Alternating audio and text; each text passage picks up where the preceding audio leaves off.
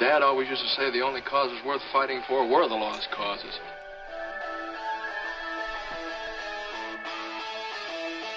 The Senator yield. No, sir, I will not yield. Government is not the solution to our problem. Government is the problem. You're listening to a Pyrolytical Pyrocast.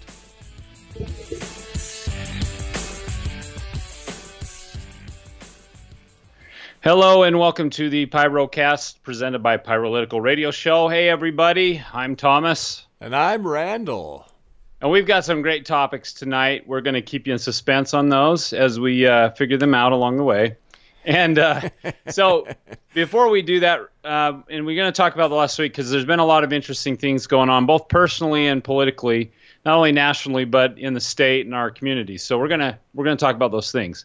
So before we do that, we want to invite you to go over to our channel on Pyrolytic Alive and YouTube, subscribe to that channel, and just give us some love that way. If you're having a hard time finding it, go to pyrolytical.com, and there's a Watch Now link at the top. Click on that. It'll take you right to the channel page, and you can watch from there or subscribe, like, all that fun stuff. You sure can. And so we're glad to be back on the air. Randall was up in Canada last week, and I did a live stream through YouTube. Of the hour I recorded, Randall, 19 minutes showed up, if you saw that, and the mouth was not synced with the audio. And like one of those cheesy Japanese karate movies. And so, I figured it out. I got it done, kind of, but not good enough that anyone would want to watch it. So there you go. Well, I was sorry that I missed last week. But yeah, I'm sorry you missed last week too. After 3,800 miles, I was ready to be home and get back on the air. So, man, that was a drive. Now, where did you go exactly? Is it okay to ask you about this a little bit? Yeah, you bet. We went up to British Columbia. I've got my wife's brother lives up there with his wife and kids. And anyway, we went up there to Salmon Arm, British Columbia. Salmon Arm, like fish arm?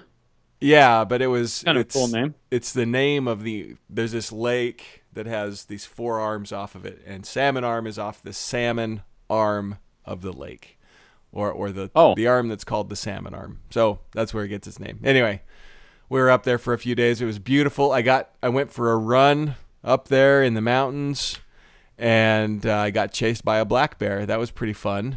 What do you mean you got chased by a black bear? You mean like that guy that lived with them and then you rolled around with them and they ate him? No. So I was running up, and from the distance, away off, I saw this little baby bear, and I was like, "Oh, well, that's definitely a bear." You saw a baby bear? Yeah. So I run away? I pulled my camera out and I took a picture, and I said, "I'll just catch a picture and then I'll turn around and run back." I was almost done running for the day, where I was about to turn around and head back, and anyway, so I took a couple pictures, and I was like, thinking I need to go away before Mom shows up, and then Mom walked into the frame. So I took a couple more pictures, and then Mom stood up and looked at me. And so I took a couple more pictures, and then she got down and ran towards me. I was like, oh, crap. So I turned around and ran. Are you serious? You're not supposed to run from black bears. I guess you're supposed to try and intimidate them. But I thought a mama black bear with and there was a second baby that came out after I put the camera away. So I was like, she had mama a baby bear right there? Yeah, I was like, I'm not Just kidding. I'm not gonna worry about it. Yeah, she had a baby right there. Anyway, and they both chased you, the baby and the mom. that was an exciting moment in Canada. And then that night, my brother-in-law served bear sausage from a black bear that he killed in the spring. So are you serious? Yeah. So I got payback. I ate her cousin. Bear sausage. Yeah. How's it taste? Like meat. Yeah, I know, but like, is it any resemblance to anything? No, it was just meaty. I mean, it didn't taste really fatty? gamey. No, it was good. It was pretty lean. So I don't know. It was Bear good. sausage is pretty lean. Yeah, it was good. I liked it. I kind of like that Alaska is a throwback to, I don't know, older times. You know, it's like, okay, my brother went up there in 2007 and he had 2 videos in Alaska. Well, not Canada, but Alaska, right around the corner. And where he was staying at his cabin, a bear comes in and they're just sitting there like, oh my gosh. And they're a little ways from the house. And all of a sudden, bam, dead bear. And then they run over there like, and they're kind of laughing. And he's like, well, edit that out. But I'm like, the people that live up there, it's not like they like to kill, but this is what they do. They shoot bears that come in because those bears will never go away. So it's just like, it's still a wild, rough life up in the Great White North, you know? Yeah. Black Bears of the Great White North. Sounds like a documentary where Randall got chased and ate their cousin. Yeah, and it was delicious, and it was eventful, and it was fun, all wrapped into one. It was great. Did you go try some of that Canadian healthcare up there? Poutine, is that what is Poutine healthcare? No, Poutine? I didn't try either. Poutine. Poutine. Do you know what poutine is? No. So poutine is the epitome of Canadian healthcare. Poutine is a favorite food of the Canadians. It's a basket of fries with cheese curds and gravy and sometimes bacon. And I think you told me that. yeah, it's from what I hear, it's really good, but I haven't tried it yet, so I don't know. Poutine. Cheese curds and fries, hoser. Did you say I'd like some fry sauce to go with that? And they're like, fry sauce? They're like, anywhere you go. I was in California, Randall, we have and I asked catsup. fry sauce. You have what? We have catsup. That's all they had. Catsup. Yeah. Well, I asked for fry sauce in California, and they're like, what is that? And I describe it's kind of like mayo mixed with ketchup, and then there's special seasoning, and it's amazing on everything, burgers, fries, everything. And the girl's like, that actually sounds really good. Why don't we have this here? Why isn't Fry Sauce the company in, well, they don't want to sell in California. Too many taxes. Yeah. You gotta pay those smuggle tariffs. A black market for fry sauce. The condiments black market. Dun, dun, dun. It's got to exist somewhere. Maybe on the deep web they're trading condiments illegally. Totally. What They do say I not know? for resale, for a reason. Not talking prophylactics. We're talking fry sauce. Condiments. I noticed my accent makes things sound the same. I also noticed Siri, Randall, I've been doing this testing because Siri, it's my accent, doesn't recognize my voice very well. And so what I do with Siri is I literally have to sound angry and loud to get her to properly interpret the words when I voice text and those things. So today I sent several and I yelled angrily on half of them and did it she worked capitalize perfect them? Siri, you're the worst. She would do that. So anyway, that's honestly what I have to do with my phone because I think a Utah accent, we kind of are slow, we mumble a little bit, and at least I do. At least I try not to. And I spend more time retyping the text I spoke. So speak texting, and I don't know how to get on this topic, has cost me more time than just trying to regular figure texting. that out. And my iPhone, I have the swiping because I missed that from Android. I really love Android. Swiping is solid, but I've got this kind of. I tried out a bunch of apps, and swiping on the iPhone is just sucky. And so I spend more time retyping swipe text or spoken texts. In fact, I posted on my thread, Randall, and you can comment on this too. What you think? How much of my life has been wasted over the last 10 years trying to find the perfect emoji? I'm an emoji guy because I'm like, people don't get my humor, sarcasm all the time. I have to put in emojis. Ha ha, LOL, ROFL. Well, that's interesting because there's some people who would say that emojis have enhanced our communication, and there are others that say that it's reduced amount of communication that we actually get. It? Well, that's what I'm Has saying. it really enhanced it? Really? Well, on the one hand, it's like, oh, I can, a picture's worth 1,000 words, right? So I can say one picture, and that's 1,000 words. But that's not always the case because, like the emoji of the guy that has dollar signs and a green tongue with a dollar sign on it. What does that mean? Does that mean he's puking dollars because it's green? Or does that mean he's seeing money? Or I mean, what is it? I mean, you can interpret it a bunch of different ways. Explain it. You have to explain the context instead of just the sentence. Plus, use another emoji to say, "Look, I'm joking." Right, and lots of thumbs up. That's my favorite emoji. This is not what we actually. We didn't have an agenda tonight. We always prepare. By the way, we don't come on here unrespectful or disrespectful of your time. It's just that it's been a crazy week and Randall left the country, and I think it was under other circumstances, but he won't admit it. So anyway, hey, they let me back in. The point is, I have a client who's a CEO, and CEOs, they tend to be serious. They own company, and it's anyway. So I was sending a text to this individual today, and I was putting in an emoji, and I'm like, this is business to a CEO. Should I use an emoji? This client never uses an emoji. It's a CEO. So I'm like, nah. So we're in a weird time. It's conflicting. We have 70 genders and 7,000 emojis. And do we use it with this particular gender or this status? Randall, living in the modern age is harder than the past. I just want to say, pioneers, yeah, that was tough. Dying and stuff, but picking emojis, when to do it. Tough. Okay, I jest. Surely I jest. Well, no, what you just brought up is, although we're really doing this. Yeah, we're really doing this. Get into the emojis. Well, the movie's coming out, so. Well, but just talking about it, the pioneers had the fact they had the life or death situation every day, but here you are talking about the crisis of most teenagers, especially lives, is I can't find the right emoji. And really, but in some regards, yeah, it's like they did live in a simpler time because you had a finite set of options, right? You had these choices like, okay, am I going to live or am I going to die? I'm either going to starve today or I'm going to get up and I'm going to farm. Those are my choices. Not, should I get up and maybe have a milkshake, or maybe I should have a diet shake, or maybe I should have pancakes, or maybe I should have bacon and pancakes, or maybe bacon with pancakes and hash browns and eggs on top of them like a sandwich. How many choices? That's just for breakfast. Randall, you're depressing everybody.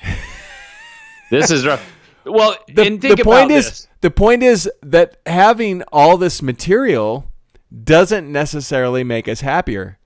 Pioneers, you had happy and unhappy pioneers, but you probably had more happy pioneers because they had a limited set of responsibilities, of a focus or whatever. Today we have so many options, and we put false importance on those options, like the choosing of an emoji, and all of a sudden it can become a life or death decision. My life will not continue if I send the wrong emoji and somebody misunderstands me. It's like, really? Because you have all these amazing options. What's the core of that? What's the root of that? Why do we put so much importance in these decisions, which are obviously of no importance whatsoever, Thomas? Why? Well, let me send you a message with an emoji. It's just an emoji. All right, I sent that to him off air.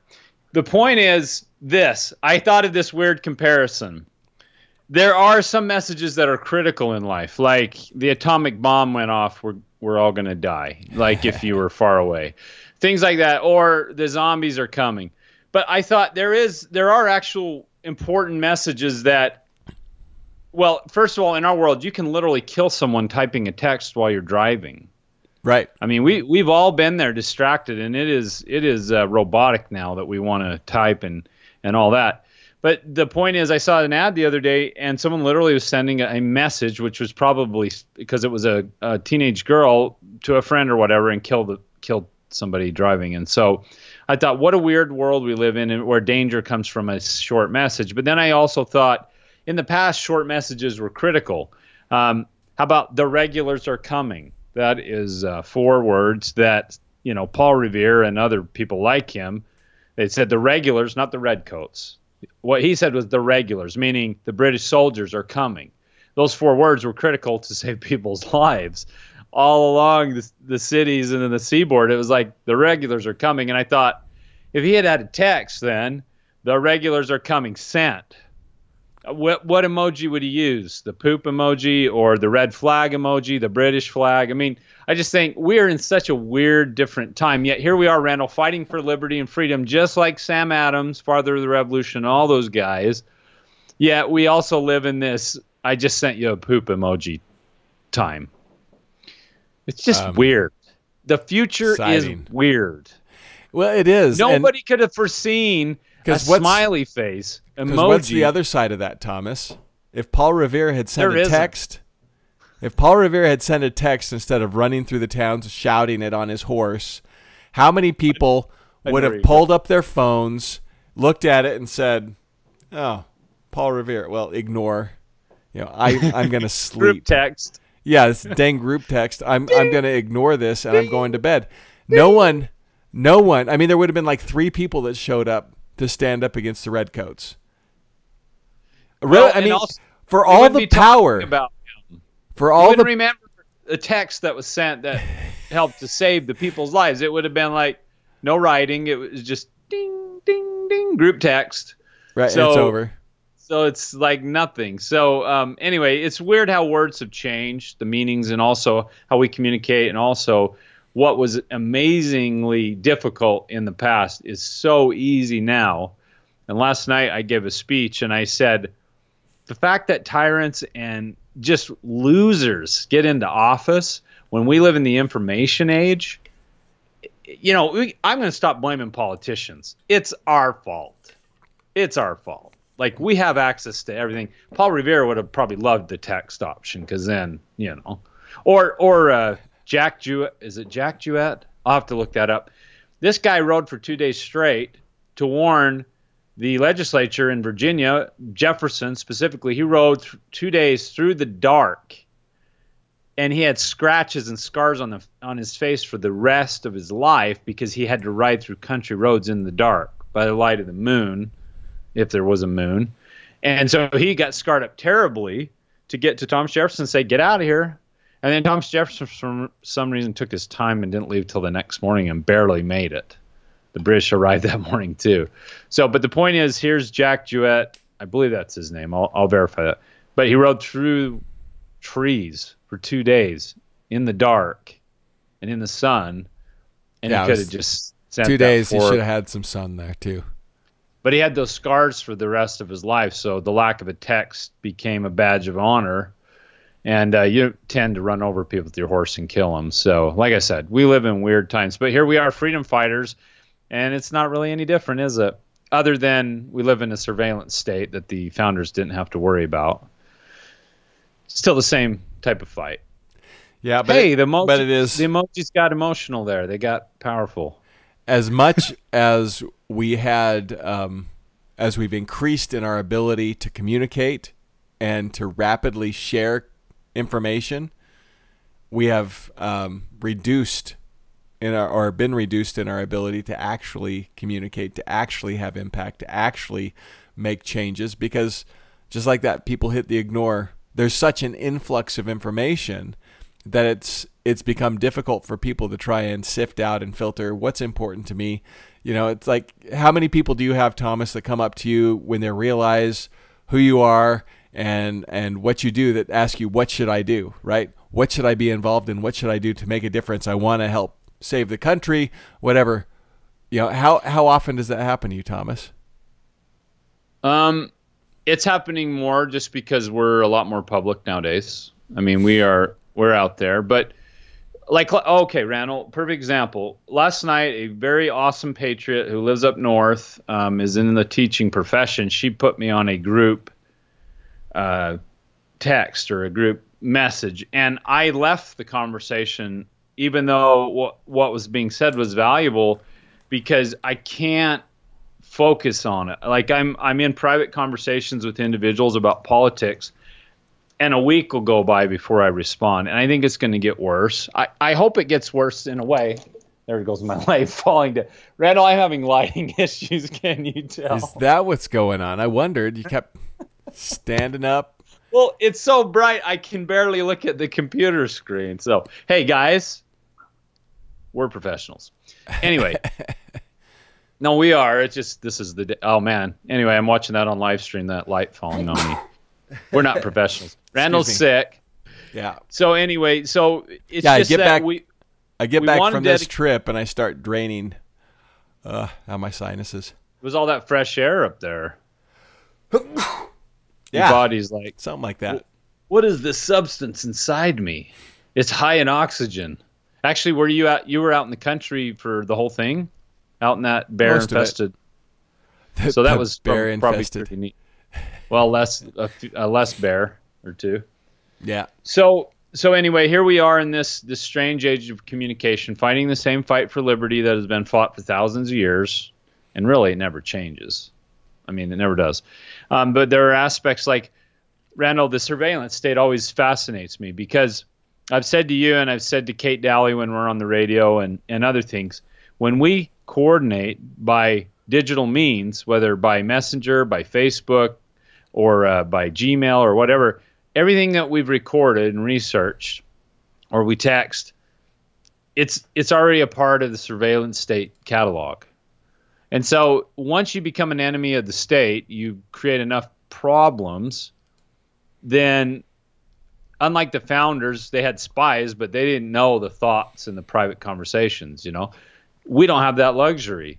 And so the thing that I've said to people a lot in these debates, when they are so aghast that I am so critical of the government and such an enemy, I say to them this. I said, the reason you don't fear government is because you never say anything that's a threat to them. You will never be a problem. Enjoy your pen. That last part's really rude.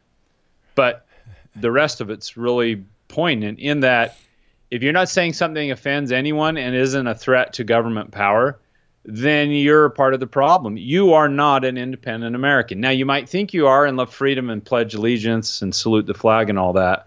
But unless you're undermining the power structure behind those symbols, I don't want to say what good are you, because if you're raising kids and you're a good person, that's important. But as far as political, you're not furthering the cause of liberty, and by default, you're kind of helping the country backslide further and further. Not because you're bad, because you're not focused. It's a misunderstanding. What is liberty, Thomas? What is liberty? What is freedom? We salute the flag, we say the Pledge of Allegiance, we say words that we think we know and understand, and then at the end of the day, we go back and, like you said, go back to our pens, and we're like, I'm free inside this fence, and we don't realize it, we don't see it because we're so used to them. The fence, it's not an irritant until we realize that it's there, and we start to question. I mean, every movie that talks about people in some sort of artificial prison, they're always looking for some way out because they've realized that they're locked in. They don't have a way out. And right. so they once they realize that is when they're effective at trying to overcome the obstacles. That's why the movie never starts like 5 years before in their lives where they're just like happy and don't realize the pen is there, because that would be an awful movie. Nobody would come and see it because there's no conflict, there's no resolution, there's no changes, there's no growth. It's just, I'm eating my food and living my life in my pen. Happy day. Well, and it's not, like I want to emphasize, you're not a bad person if you're not fighting for liberty or that you don't think the government's a problem, generally speaking. I mean, most people are unhappy with one side of the aisle or the other, and they'll admit, if they're honest, if they don't feel defensive, that government doesn't work in their mind. The system is broken. They don't get enough things done. Don't say that. And then it's opposite when you really get behind the curtain of the Wizard of Oz here. But the point is, you're not a bad person, but you're not helping the cause of liberty forward because you're not understanding the principles, so you can make the arguments and you can't see behind the curtain and then show others behind that curtain, or at least say, look, behind the curtain, there are these men, and they're very bad men that do things. Unlike the wizard, he was just he was kind of a liar. He was kind of a deceitful guy. Maybe it was just a defense mechanism. But anyway, he wasn't a bad dude. He just did what he did. But our government, let me get back to the point. Our government's not full of bad or even inept people. There are truly some forces at work, which are hard to pin down, that are satanic in this world. I mean, if you believe in God, you believe in the adversary. And we never say Satan or Lucifer in our political discussions because he's like Voldemort, he who should not be named. Not because we're afraid of him, because he's either not real or because politics is about left and right. It's not about good and evil. It's not up and down like Reagan said. It's left and right. And it's like, no, mankind's challenge has always been about good versus evil, agency versus slavery. You know, can men have the freedom to, and women to have enjoy their liberty or their agency, or are they going to be servants who get some scraps from the table of government? The discussion last night was really good, Randall, because we talked about the fundamental misunderstandings. I asked the crowd, what is the Constitution of the United States not? And these patriots had to think, and there weren't a lot of answers. There were a lot of answers on what is it. And right. they were all generally right, philosophically a lot of it. Like the one was the owner's manual, and one was the toolbox. And it's like, yeah, that's all great. And another one said the way to enjoy our freedom and those things. But when you say, well, what is it not? It kind of went quiet. And so that's an interesting thing that people just don't get that. When you ask people, what is government? They don't know. They say it's a tool, it's a way to help. I did a survey once. I started calling different ages, different sexes, different political affiliations, atheist, liberal, so-called, or progressive, conservatives, middle of the road, independent, so on and so forth. And I asked them, what is government? They're all different answers, even people from the same side. I did this because I've been working on a book forever. Aren't we all working on a book in this movement? Some loudmouths. But I did. I've written a few chapters, and that was one of the surveys is what is government? The chapter was to discuss that and help people understand. But it was also, what do people think government is? Or what do they think the Constitution is not? And they really have to think about these things. So a little bit, I'm going off a little bit, but the point is, we, by and large, as a society, we love freedom. We have no clue what it takes to maintain it or to even win it in the first place. We think it's just guns. Well, but we also make the assumption that because our government is based on the Declaration of Independence and the Constitution, that somehow that justifies whatever they're doing. But it's what's the price of liberty? It's eternal vigilance, right? It's always being aware of what the government is doing, because the government is really the only entity which has the power to take away those rights and liberties. Someone may try and infringe on your rights, and that's what the justice system is there to try and, fix. But there's no justice system that can fix issues easily, I guess specifically, but fix issues where the government is the perpetrator, because the government sees itself as the end. And so, like you don't like the Patriot Act, you must not be a patriot. Well, you know what? Maybe I'm not. Maybe I'm not a patriot, because maybe I'm more of a liberty-minded individual. I'm not really a nationalist. It's like, but you got to have conversations with people to get them to understand words are important. We have words around us all the time. We say things, we do things, we think we understand things. And words start wars. Yeah, the words that we say and the words that we hear all have an impact on us. And if we're not willing to really be aware of that, then that'll impact us long term, because we'll hear things and we'll make assumptions about what individuals mean. Like when there's a bill that's like the Freedom Act. You can't help doing that. What's that? You can't help making assumptions. You have to make it. Brain is wired. I watched the thing. We make assumptions, and so we apply that in government when we don't study. So those assumptions are always faulty and biased. So anyway, go on. Well, but that's the thing. Is so we see, politicians, they know how to work us. They know how to work a room. They know how to work a country. So they come in with the Freedom Act.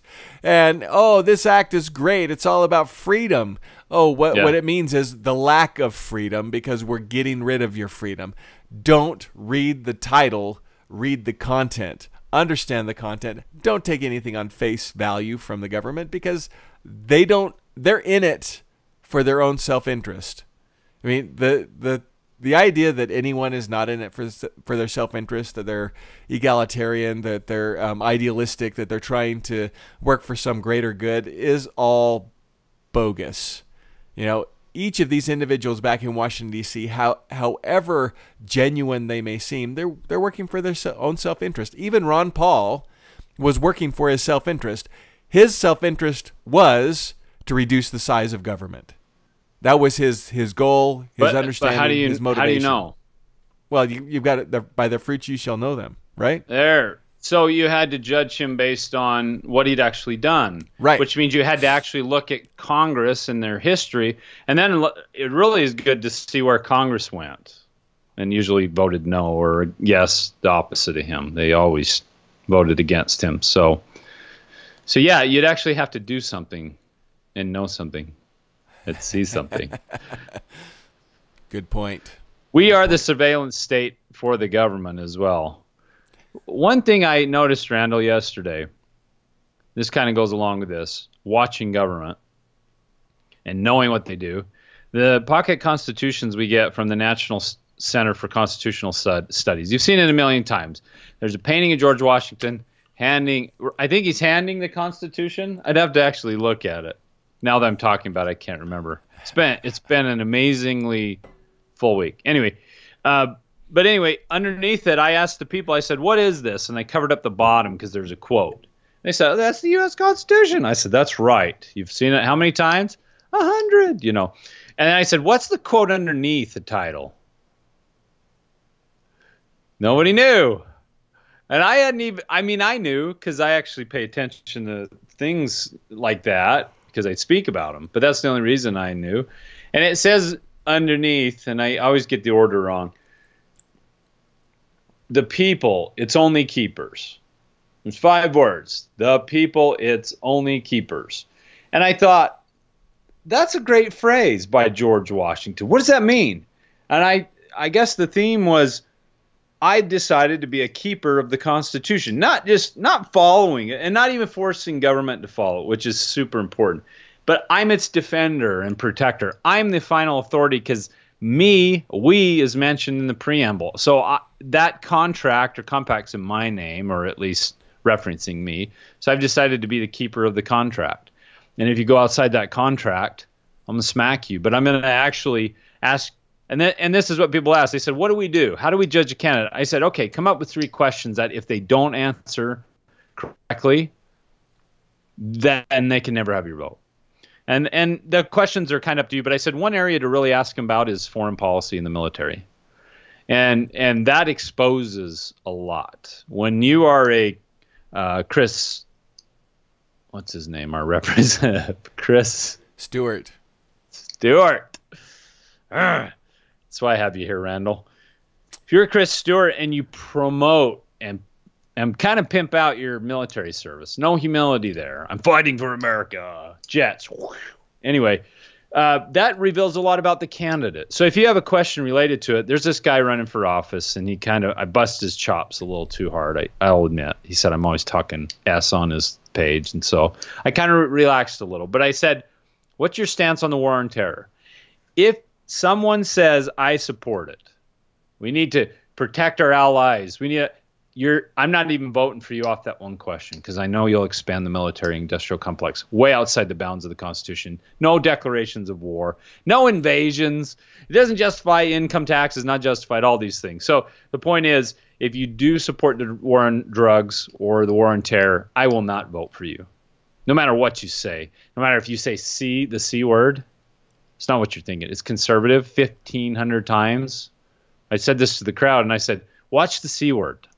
It's dangerous. It's as bad as the N word. Not to claim it, but to be used by politicians. It's like the I word. Conservative is as bad as neocon. Is that the N word? Yeah, and the I word. If a politician or candidate uses the word investment in our children, in our schools, in our society, in our communities, don't vote for them. No investments. Right. You see, and this is the thing. This is why I said, be a keeper of the Constitution, know the principles and how to apply them. And then when you ask your 3 pivotal questions, sometimes it only takes one, you know not to vote for that person or to re-elect them. because you're the keeper of the Constitution. It's like a superhero. So if we're the keepers of the Constitution, what does that say about the average individual who doesn't understand the Constitution, who has never even read the Constitution, who may not even know what the Constitution is or does or was or could be? You know, if we are the keepers of the Constitution, we as a people, we don't understand that. We think that the government is somehow supposed to watch their own back. I read an article the other day about investigations where you have government. You know, there's a issue in government, and so they say, well, we're going to investigate this, whether it's the FBI, whether it's the not the Federal Reserve, because they never investigate themselves, but you know, whatever it is that they say, we're going to investigate it and get down to the bottom of it. Okay, how would you feel if there was some major blowback from some corporation, right? Some lead poisoning in all their food, and they're like, oh, well, we're going to launch an internal investigation. We're going to figure out why this happened. Yeah, we're going to figure this out. And then they come back and they're like, wait, that sounds serious. our group looked at it and we decided that there was no wrongdoing. It was just, nothing. It couldn't be avoided. You would be outraged, right? You'd be like, are you kidding me? This is ludicrous. But when the government does it, we're like, oh, they must know better, because there's other people in government. That's the same with us being the protectors of the Constitution. If we're not willing to know and understand it and step up when we hear something like that and say, hey, that's not right. That's not what the Constitution says. That's not your role. We are the arbiters, the people. We're the ones that are supposed to say, no, you're not doing it right. Get out of the way. We're supposed to vote you out of office. But when we don't have people that are willing to do it, then that's when we end up with issues where we don't have people protecting it. We expect government to govern themselves, and it just doesn't happen. It just doesn't happen. Well, we shouldn't look at government as superhumans, although that's what we want. That's who we vote for. That's why we vote for Trump. Randall, I want you to show. Can you show that image I just sent you? Yeah, it's about the Second Amendment. Sorry to throw that on you, but I wanted to show you this because this was a very important point that was made last night that I could just tell the crowd had never thought of this because they love this sentiment. This is what I call the Toby Keith perspective. We're going to put a missile in your eye and a boot in your arse. He sings a song. In fact, last week I did a broadcast and I listened to a song by him, never heard, called Made in America, I think it was. And it was about, I think, his father or grandfather that served in the military and had worked hard and seen the jobs go. Anyway, I'm paraphrasing. I've only heard it once. But it was that proud to be an American thing. Are you showing that? Just about. Give me a second. Okay, when you get that up, let me know. So anyway, Toby Keith's that Lee Greenwood philosophy on government. Okay, I'm showing it. Okay, so I've seen this bumper sticker a lot. I found this image, and you've seen it. There's a picture of an eagle with two guns on this one in particular. You can Google the Second Amendment is my gun permit. And I've seen this a lot on conservative vehicles. I assume they're conservatives. I don't see progressives putting this on there. Issue date, December 15th, 1791. Expiration date, none. And the thing that I think that shows you have no understanding of the Constitution, even though it's on your vehicle, Second Amendment, is that you don't have permission or a right to carry a gun or a permit or a license from the Constitution or the federal government. You have an inalienable right to self-defense, which includes guns. Sorry, but that's the way it is. God gave you that right, or it's natural. And so to say that the Second Amendment is my gun permit, it's like, no. All the Second Amendment does is says, federal government, this is the people's right, stay out of it. It's a chain. Stay away to chain from them it. down. You don't have constitutional rights. You have inalienable rights with constitutional protections, at least spelled out on paper. The other thing, as far as the Constitution goes, it's technically not real. I mean, it's ideas and it's ink, but it can't protect you. We have to utilize it through philosophy and understanding and force those chains onto government. Like Jefferson said, chain men down from prevent. Oh, I'll look it up. Yeah, well, that's if we're its keeper, then we're in charge of putting the chains on. We don't just say, "Oh, I voted that guy into office, now he's going to do it." I mean, that is one way, but we've been doing that for over 200 years, and look where we are today.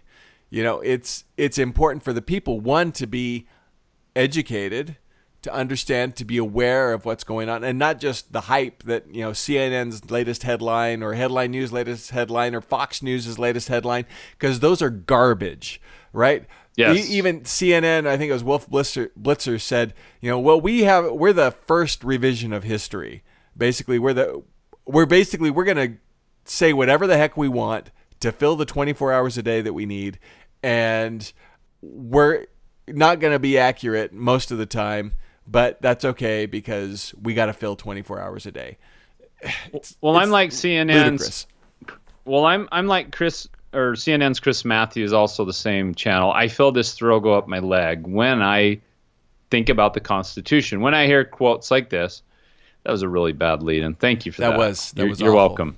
Thank you for that feedback. I will accept it and improve. But what Jefferson said is, he says, in questions of power,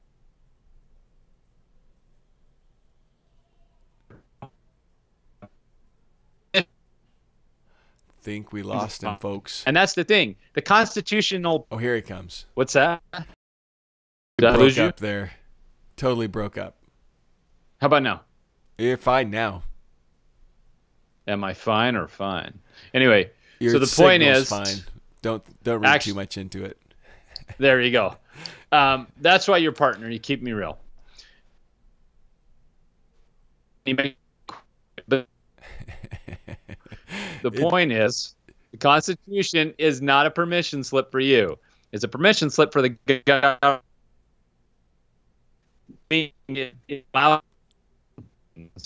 Consent. We're the governed. So, and we get to decide. Am I cutting out, Randall? You're cutting out pretty bad. I'm gonna kind of rephrase what you said, just so everybody hears it. But what I'm hearing you say is the amendments are not something that are put in place in order to give the people. Turn your video back on. All we're seeing is your chat history now. It's something that's not been put there in order to give license to the people that they can do this. This was one of the key arguments during the passage of the the Bill of Rights, the first 10 amendments, is that they wanted people to, they were worried, some people were worried that if we created a list of amendments that delineated rights, that it would then create a belief from individuals that they had to have government sanction for these different rights. So one group said, no, we need to have this because we need to make sure that the government cannot abridge these rights. And other people were like, well, if you do this, then they're going to say this is a finite list of rights and the government is bestowing them. So, two different ways of looking at it, but either way, detrimental. And I think that's what we're seeing is government is the bestower of anything which isn't already, even the like that. The Second Amendment. This is our rights. Our rights are here to be able to allow us to the government to give us these rights, which is bogus. And I was just telling them about the arguments about whether or not to have a Bill of Rights or not. Because if you delineate them, then there's this inherent belief that, this is maybe the limit of them, or the government is the bestower of these, when God is the bestower of these rights, and they wanted to have them in there so government would understand it could not go there. End of story. But that's not what we experience today. We go to the government and we say, we need a new right. We want the right to health care. We want the right to internet access. We want the right to toilets. We want the right to ceilings that don't have leaky roofs. I mean, whatever, the list I want the right to have my own Jordans, Michael Jordan shoes. I want my right to have whatever, there is no end to manufactured rights if you allow government to do it. And they're arbitrary. They're arbitrary. They're completely arbitrary. Like anti-discrimination laws. Yeah, they're just arbitrary. They're arbitrary. They are. It's like it's one person's opinion over someone else's, and it's one person's value over someone else's.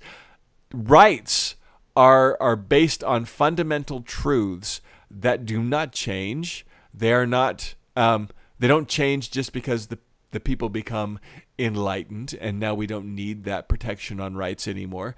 They don't change because we have different demands in society. They are unalienable, which means they cannot be separated from us regardless of what the situation and scenario is, regardless of what the government's doing, regardless of what is going on in the world around us. They are our rights, the rights to life, liberty, and the pursuit of happiness. They are one with us. It is not Right. It is not a bestowal of government, but it is a limit of government power. That's what it is. Exactly, and Bastiat. Let me hear you make a point before my internet cracks again. Bastiat said that fact that life, liberty, and property existed prior to government, that God gave us those rights, that gave government a reason to exist at all, to protect those rights. Protect your rights. Not this amorphous societal, cultural, national, collective right philosophy. Individual rights. I think this hits on the fact that we don't know the Constitution and know these principles, like you said, fundamental principles that apply all the time. And government hates those because they're self-evident. Yeah. They're not self-evident to most people nowadays, sadly. So here's the deal. 14th Amendment. I said, I think the 14th Amendment is the first anti-discrimination act. It's awful for lots of reasons. But listen to this, and listen to these words and how, if you didn't tell anyone in America, most Americans, if they heard this language and didn't know it was the 14th Amendment, well, I don't think it'd matter. Anyway, it says, nor shall any state deprive this is section 1, nor shall any state deprive person of life, liberty, or property without due process of law. Okay, I thought that was already in there, right. But then it says, nor deny to any person within its jurisdiction the equal protection of the law. Equal protection, equality. So if you put in the Constitution the legal framework that within the jurisdiction, meaning they're your boss, you're in their property, basically, equal protection. So what that means is then, like the Bill of Rights, and this is what they feared, is that, well, if you list it, then government has this feeling they need to regulate or create code around it, explain how it works, and put statutes into place that spell it out. Well, if they can define what equal protection is, which they did in the 1960s with the Equal Protection Act, religion, gender, ethnic, all these things. So they define that, and now they utilize the Equal Protection Acts, the law, the 14th Amendment, to basically say, yeah, gay marriage is legal in your state. No, you can't do anything about it. In fact, we're going to force anti-discrimination laws on your companies, on your housing, all these things. So once they put a framework in, well, here's the thing we've talked about, Randall, the Second Amendment, the right to keep and bear arms. That's a natural right. Am I naturally correct? Yes, I am. So the 14th Amendment, I told this to the crowd, and they remembered when the Chicago handgun ban was overturned by the Supreme Court, and all the conservatives cheered, like, yeah, Second Amendment is my permit, my gun permit. Yeah, right to keep and bear arms, Constitution rules. But what the court said was that the Second Amendment, by way of the 14th Amendment, means that you have a right to self-defense. I'm paraphrasing their judgment. But so they overturned the handgun ban in a city which has every right to make laws about handguns. It doesn't mean a right, but the federal government has no judgment or role in that. And so what they should have done, the Supreme Court, is kicked it right out of their court and said, we don't have any right to judge on this. It's a right to keep and bear arms. So we have nothing to say about a Chicago handgun ban. But because people don't understand the Constitution, especially those who love it and wave around that pamphlet and not know a quote at the bottom, they thought it was a victory. Nope. It was an example of how the federal government creates a law that sounds good, nor deny any person within its jurisdiction the equal protection of laws. 150 years later, you will make the cake. Gay marriage is legal.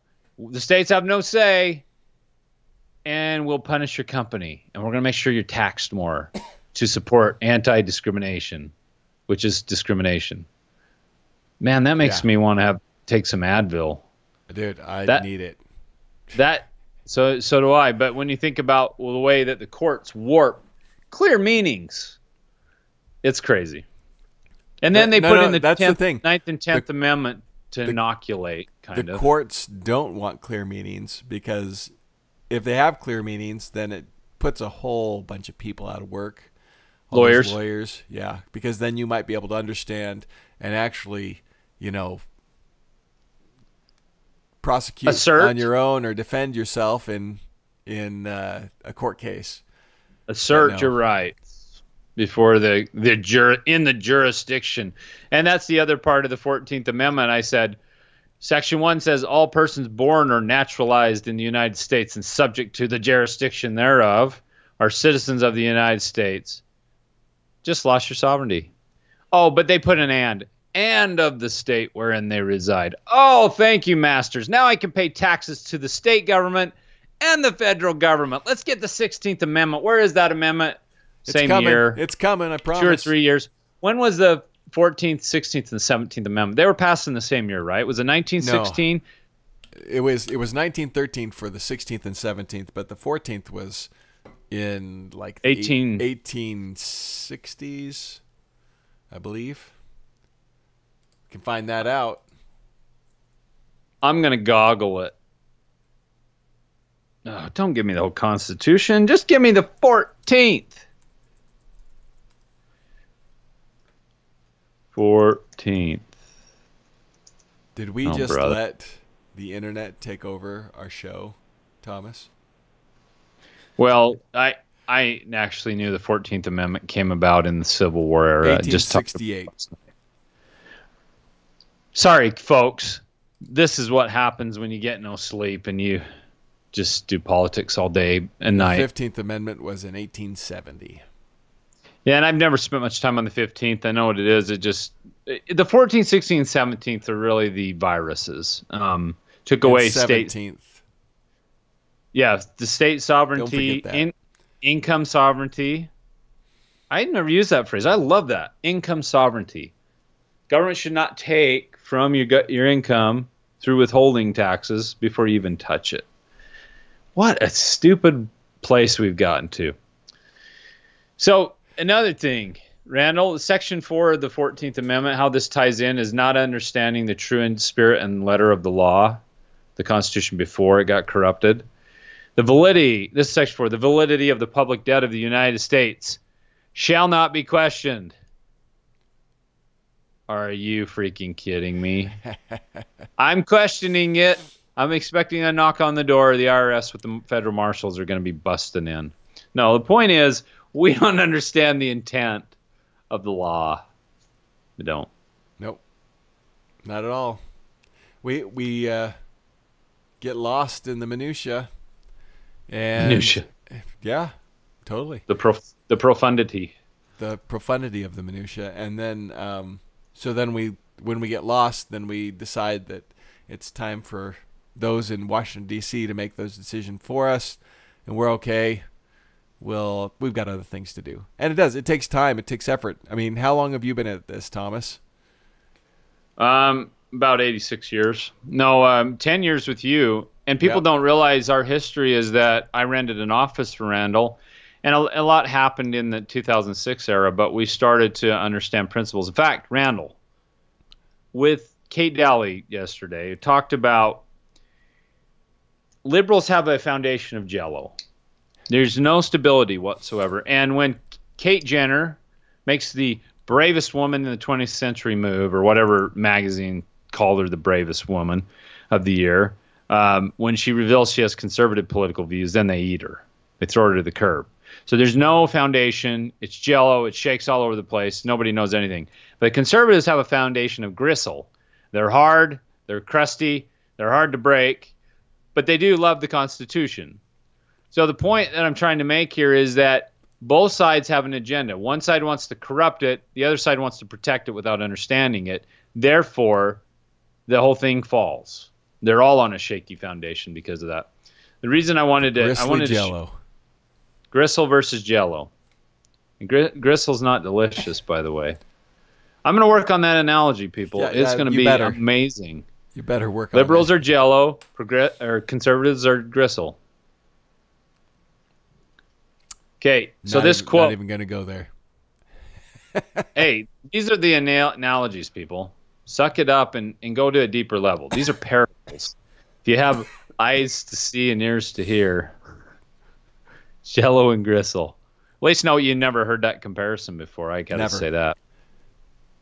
Unless it's like gristle Randall, Jello. Keep talking while I'm looking up the quote. It's by Thomas Jefferson. Okay, well, apparently, folks. Apparently, Thomas Jefferson said need to have gristle with your Jello. No, but that's the truth. I mean, we need to find more ways to be involved in a true sense, in really, really making an impact. And sometimes that may just be ignoring the federal government and getting involved on the local level, because that's where you can really make a difference. That's like you were talking about the Chicago handgun ban. They banned buns. That was overturned by the Supreme Court. The founders knew that the people were closer, or the local governments were closer to the people, and therefore they could easily change it. They could easily make change. Now they couldn't just change it on a whim, but if they really wanted to, they could make a change. They knew the state government was a little easier to manage and change because it wasn't too far away from the people, but the federal government was itself distant. Even in the time of the 13 colonies, it was one organization of government that could be hundreds, if not thousands of miles away from the people that it was affecting. And they'd experienced that. They had a government that they just separated from, which was thousands of miles away, but yet making arbitrary decisions on their behalf. They didn't want to see that happen. So it was ridiculous. They were trying to keep the decision making to very limited subset of potential decisions, so that they could make sure that the impact it would have on the individual was very limited, and that the local government was empowered to make local decisions. So maybe you don't agree with a handgun ban. I almost did it again. You don't have to. You don't have to. Freedom. That's why you'd say you either change it or you move out of the area. Well, and what happens if the Supreme Court of the United States kicks that lawsuit out of its court? Goes back to the state, and then the Chicagoans are like, we can't defend ourselves. This sucks. We have to do something about it, which we should have done and not wasted millions of dollars of ours and other Americans' taxpayer money filing this lawsuit. We just changed the government locally. We repeal some laws, and guess what? We're good. And the murders go down because people are more self-reliant. Here's the quote. I found it, Randall. I knew it. Congratulations. Okay. This is important. 10th Amendment says, quote, all powers not delegated to the United States, that's the government, by the Constitution, nor prohibited by it to the states or reserved to the states or to the people, end quote. Okay, Thomas Jefferson said, to take a single step beyond the boundaries thus specifically drawn around the powers of Congress is to take possession of a boundless field of power no longer susceptible of any definition. End quote. Jello. Whatever. It's wavy. It's like the Lord says, the philosophies of man are they blow with the winds. We want to help people by destroying anything that would save them or preserve their liberties. Well, George Washington said we're supposed to be the keepers of the Constitution. The question tonight is, will we keep it? Will we? Thank you for joining us, Find everybody. out next week. Yeah, we'll see you next week. Same bat time, same bat channel. Until then, have a fantastic time. Peace out.